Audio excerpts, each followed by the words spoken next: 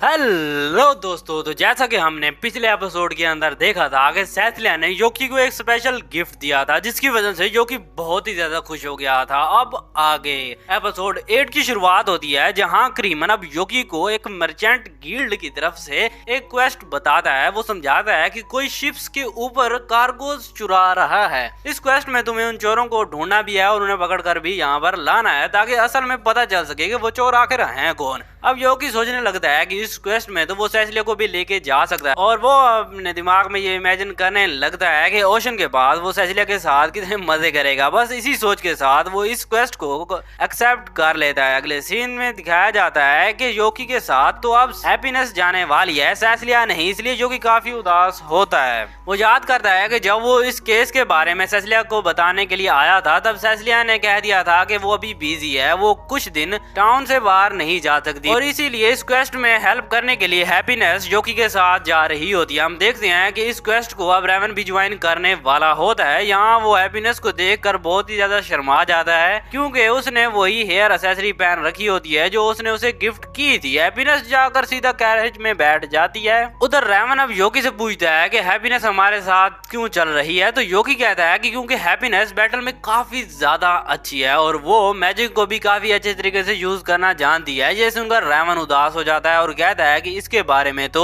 मुझे पता ही नहीं था। तो योकी भी कहता है कि कोई बात नहीं, तुम उसे मिले ही कब थे, इतना टाइम नहीं हुआ तुम लोगों को मिले हुए और अब तुम्हें उसे जानने के लिए काफी वक्त मिल जाएगा, इस मौके को जाया मत करना। इसके बाद वो लोग कैरेज में जाकर बैठ जाते हैं लेकिन रेवन अब हैप्पीनेस के साथ बैठने की बजाय योकी की साइड पर बैठा होता है। ये देखकर योकी को गुस्सा आता है क्योंकि वो लोग इतनी दूर क्यों बैठे हुए होते हैं। अगले सीन में वो लोग अपनी डेस्टिनेशन पर पहुंच जाते हैं। योकी सीधा क्लाइंट से मिलने चला जाता है जबकि रेवन और हैप्पीनेस वहाँ के कुछ लोगों से बातें करने लगते हैं। वो पूछते हैं कि आखिरकार चोरी कैसे हो रही है। जिस बंदे से वो पूछ रहे थे उसे खुद भी पता नहीं था कि ये क्या हो रहा है। वो बताता है कि जब उसने गार्ड्स भी रखे हुए थे तब भी उसका सामान चोरी हो गया, इस वजह से उनका काम काफी ज्यादा कम हो गया है क्योंकि लोग उन पर ट्रस्ट ही नहीं कर पा रहे। तो वो लोग कहते हैं कि आप फिक्र मत करें, हम उन चोरों को पकड़ कर रहेंगे। ये सुनकर वो बंदा भी खुश हो जाता है और कहता है कि रुको, मैं अपने साथियों को बुलाता हूँ। ये कहकर वो अपने लोगों को नीचे से बुला लेता है। नीचे मौजूद सब लोग ये देखकर खुश हो जाते हैं कि उनकी हेल्प करने के लिए कोई तो आया है यहाँ पर। इसके बाद योकी भी वापस आ जाता है। रेवन उसे आकर बताता है कि चोरों के बारे में किसी को कोई इन्फॉर्मेशन नहीं पता है, हर शिप पर गार्ड होते हैं पर फिर भी चोरी हो जाती है। ये बहुत ही अजीब बात है। मुझे नहीं लगता कि इन सब के पीछे सेलर्स का हाथ होगा। इन लोगों का कहना है कि चोरी के वक्त इनकी मेमोरी भी गायब हो जाती है, जो कुछ भी हुआ होता है वहाँ पर उस वक्त उन्हें एक खूबसूरत गाने की आवाज सुनाई देती है। मेरे ख्याल में इन सब के पीछे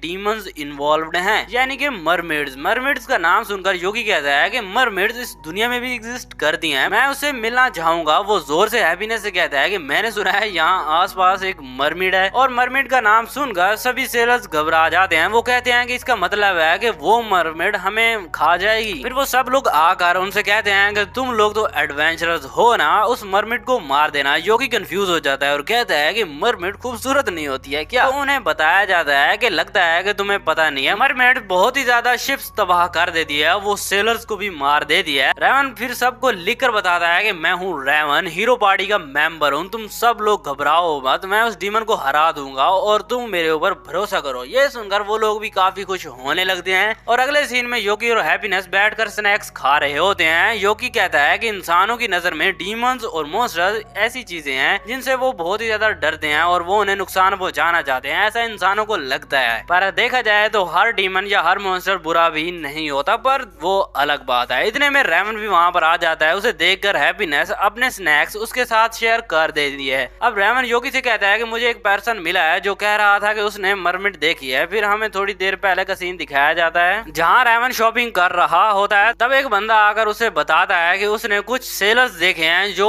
वो कार्गोस टाउन के बाहर वाली केव में छुपा रहे होते हैं, वहाँ एक मरमिड भी है। सीन फिर से प्रेजेंट में शिफ्ट होता है। रेवन कहता है कि हमें उस केव में जाकर एक दफा देखना चाहिए। हैप्पीनेस तुम यहीं रुको क्योंकि डीमन से लड़ना खतरनाक हो सकता है। वो अपनी एक छोटी सी स्टोरी बताता है कि एक बहुत ही खूबसूरत विलेज हुआ करता था लेकिन डीमंस ने वहां आकर तबाही मचा दी थी। उस वक्त बहुत से इनोसेंट लोग मारे गए थे, मैं किसी को भी नहीं बचाया और मैं एक नाइट हूँ, मेरा काम है लोगों को बचाना और मैं इस मरमिड को हरा कर ही रहूंगा, इसलिए तुम यहीं पर रुको। इस पर हैप्पीनेस कह दिया कि नहीं, मैं भी तुम्हारे तुम्हारे साथ ही जाऊंगी, ठीक है। ये कहकर वो आगे निकल जाती है। तो योगी भी अब रेवन से कहने लगता है कि तुम्हें हैप्पीनेस की फिक्र करने की जरूरत नहीं है, जितनी वो दिखती है उससे कई ज्यादा वो पावरफुल है, इसलिए उसे हमारे साथ आने दो। अगले सीन में वो लोग उस केव में पहुंच जाते हैं। वो देखते हैं कि यहाँ पर कारगोस छुपा कर रखे गए होते हैं, जिनमें बहुत ही सारे कीमती सामान भी होते हैं, यानी यहाँ वही चोरी का सामान पड़ा हुआ होता है। इसी दौरान रेवन को पता चलता है कि पानी में से कुछ आ रहा है। वो सबको इसके बारे में बताता है और हम देखते हैं कि पानी के अंदर एक मरमेड बाहर निकलती है जो कि अब गाने वाली होती है। ये देखकर रेवन जल्दी से सबको कहता है कि अपने कानों को बंद कर लो। तो वो लोग भी अपने कान बंद करने लगते हैं। हम देखते हैं कि वो मरमेड गाना शुरू करती है। योगी को समझ आ जाता है कि अगर वो कान बंद नहीं करते तो गाना सुनकर वो उन्हें नींद आ जाती। इतने में हम देखते हैं कि उस मरमेड के गाने को काउंटर करने के लिए हैप्पीनेस भी गाना शुरू कर देती है और वो आसानी से उस मरमेड के सॉन्ग को कैंसिल आउट कर देती है, यानी कि वो उसके अटैक को रोक देती है। इसी मौके का फायदा उठाते हुए रेवन आगे बढ़ता है। ये देखकर योगी भी अपनी पावर्स यूज करके रेवन के लिए रास्ता बना देता है। ये देखकर वो मरमेड डरने लगती है, वो भागने शुरू कर दी है, लेकिन योगी अर्थ मैजिक का यूज करके उसे वहीं पर ही ट्रैप कर लेता है। अब रेवन उसके पास पहुंच जाता है और उसके गले पर तलवार रख देता है। ये देखकर वो मरमेड भी रोने लगती है। वो कहती है कि मुझे इस बात की परवाह नहीं है कि मैं मरूं या ना मरूं, लेकिन मुझे तुम्हारी मदद चाहिए। मेरे दोस्त को इंसानों ने कैप्चर कर लिया है, मेरी दोस्त ने कुछ भी नहीं किया है। अगर तुम्हें मुझे मारना है तो मुझे मार दो, लेकिन प्लीज मेरी दोस्त को बचा लो। ये सुनकर रेवन कहता है कि चुप हो जाओ, तुम एक डीमन हो,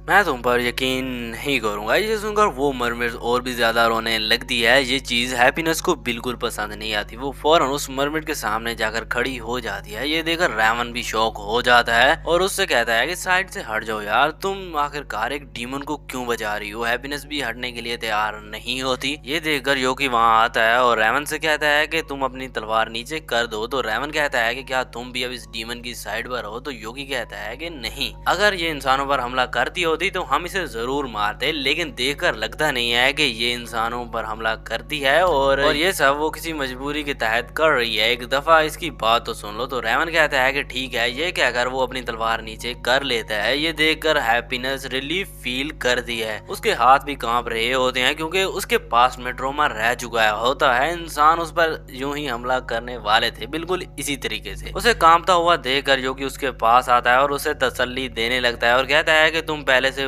बहुत ही ज्यादा स्ट्रॉन्ग हो चुकी। इसके बाद योगी अब उस मरमेड से कहता है कि अब ये बताओ सच सच कि यहाँ पर चल क्या रहा है आखिर। तो वो सबसे पहले अपना नाम बताती है। उसका नाम शेकी होता है। तो योगी कहता है कि ठीक है, अब ये बताओ कि तुम हमें सुलाना क्यों चाहती थी। वो कहती है कि ऐसा करने के लिए मुझे एक इंसान ने कहा था। वो बताती है कि आमतौर पर हम इंसानों से बहुत ही दूर रहते हैं, लेकिन एक दिन मैं अपनी दोस्त मिसाकी के साथ खेल रही थी, तब अचानक एक तूफान में हम लोग फंस गए थे और बहुत ही बड़ा तूफान था और अगले ही लम्हे मैंने देखा कि इंसानों ने हमें पकड़ लिया है। उस बंदे ने मुझसे ये कहा कि अगर मुझे मिसाकी की जान बचानी है तो मुझे वही करना पड़ेगा जो वो मुझसे करवाना चाहता है। इसके बाद से मैं उस बंदे के सारे ऑर्डर्स को मान रही हूँ, उसके लिए गाना गा रही हूँ, जिससे कि बोट के सभी लोग सो जाते और वो चोरी कर लेते। ये सुनकर रेवन योगी से कहता है कि जरूर ये झूठ बोल रही है, ये एक डीमन है, ह्यूमंस डीमंस पर ट्रस्ट नहीं करना चाहिए। ये सुनकर हैप्पीनेस उसका हाथ पकड़ लेती है और कहती है कि अगर ऐसी बात है तो तुम मुझ पर यकीन करो, क्योंकि मैं इस मरमेड की बातों पर यकीन करती हूँ। हैप्पीनेस को यूं हाथ पकड़ता हुआ देखकर रेवन भी थोड़ा सा पिघल जाता है और वो कहता है कि ठीक है ठीक है। इसके बाद वो लोग देखते हैं कि यहाँ जो भी खजाना पड़ा हुआ था वो सब तो फेक था। रेवन कहता है कि शायद वही बंदा चोर था जिसने मुझे यहाँ की इंफॉर्मेशन दी थी। वो चाहता था कि हम लोग यहाँ पर आए और मरमेड हमें सुला दे और फिर वो हमें आकर मार दें। ये सुनकर योगी शेकी से पूछता है कि क्या तुम्हें पता है कि चोरों का हेड आउट कहाँ पर है। वो कहती है कि नहीं, उस बंदे ने मेरी आंखें बंद कर रखी थी, मुझे कुछ नहीं पता। उधर रेवन कहता है कि जितना मुझे लगता है कि वो चोर बहुत ही जल्द यहाँ पर आने वाले होंगे और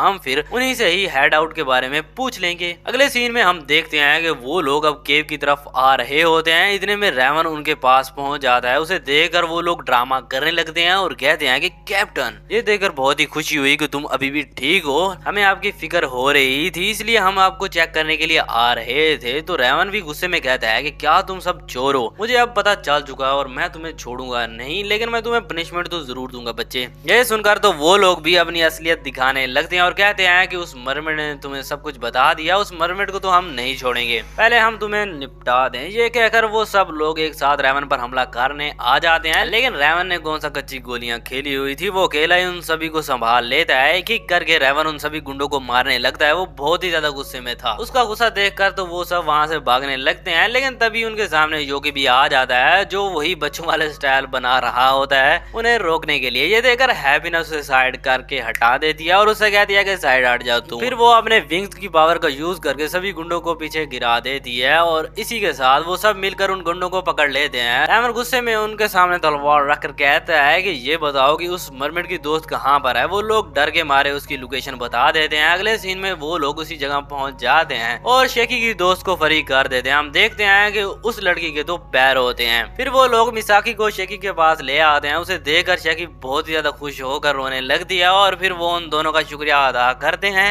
उनकी मदद करने के लिए। और वो कहती हैं कि शुक्रिया के तौर पर हम तुम्हारे लिए एक गाना गाना चाहती हैं। ये सुनकर तो वो लोग घबरा जाते हैं और वो कहते हैं कि नहीं नहीं ऐसा कुछ भी मत करो। तो वो लोग भी कहती हैं कि फिक्र मत करो, हम लोग जो गाना गाएंगे उससे तुम्हें नींद नहीं आएगी। अगले सीन में हम देखते हैं कि वो दोनों मरमेड्स बहुत ही प्यारा गाना गाने लगती हैं जो सबको काफी पसंद आ रहा होता है। ये देखकर हैप्पीनेस जेलस फील करती है और वो कहती है कि मैं पीछे क्यों हटूं फिर वो भी गाना गाने लगती है। ये देखकर वो दोनों मरमेड्स भी काफी हैरान होती हैं क्योंकि हैप्पीनेस की आवाज बहुत ही प्यारी थी। और इसी तरह वो सब मिलकर एक साथ गाना गा रही होती हैं। हैप्पीनेस को गाता हुआ देखकर रैमन भी थोड़ा सा शर्मा जाता है। अगले सीन में हम देखते हैं कि उन मरमेड्स के जाने का वक्त आ चुका होता है। रैमन भी शेकी के पास जाकर कहता है कि माफ कर दो, तुम्हारी कोई भी गलती नहीं थी पर फिर भी मैं तुम्हें मारने वाला था, इसके लिए मुझे माफ कर देना हो सके तो। शेकी भी कहती है कि कोई बात नहीं और फिर वो उसे माफ कर देती है और इसी के साथ वो उसे किस भी कर देती है। ये देखकर योकी और हैप्पीनेस दोनों बहुत ही ज्यादा हैरान हो जाते हैं। इसके बाद वो मरमेड वहां से चली जाती हैं। रैमन किस पाकर काफी शर्मा सा जाता है। ये देखकर हैप्पीनेस को बिल्कुल भी पसंद नहीं आता। वो बहुत ही ज्यादा जेलस हो रही होती है और योकी से कहती है कि मुझे माफ कर दो।